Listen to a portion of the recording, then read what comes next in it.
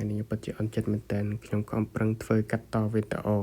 បញ្ចូលសំឡេងទោះបីវាមិនល្អយ៉ាងណាក៏ដោយព្រោះវាជាសមត្ថភាពរបស់ខ្ញុំថ្ងៃនេះខ្ញុំកាត់អនតែថ្ងៃក្រោយមិនប្រកាសថាខ្ញុំកាត់អនទៀតទេគឺនៅតែមិនកើតហើយនិយាយទៅដូចជាមិនសែតដែរនេះឥឡូវដាក់វីដេអូកំសត់មួយមកឥឡូវខ្ញុំបានដាក់សំឡេងសែតហើយមែនសំឡេងសែតអាហ្នឹងដូរវិញ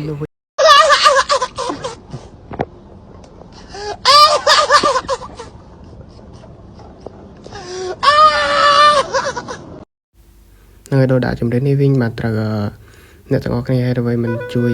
react បេះដូងឬ comment ឬ follow TikTok ខ្ញុំផងខ្ញុំខំប្រឹងកាត់វីដេអូមួយថ្ងៃខ្ញុំបានសម្រាប់ទេបើបញ្ចូលសំឡេងវិញបញ្ចូលលុបដោយសារបញ្ចូលខុសហើយឃើញវីដេអូហ្នឹងហើយសូមជួយ react បេះដូង comment ផងហើយបើចិត្តល្អជួយ follow TikTok ខ្ញុំមួយផងណាចាខ្ញុំទៅចូល follow វិញហើយរឿងមួយទៀតខ្ញុំសូមចិត្តអ្នកទាំងអស់គ្នាឈប់ស្រឡាញ់គេម្នាក់ឯងទៀតទៅព្រោះអីវាហត់ណាស់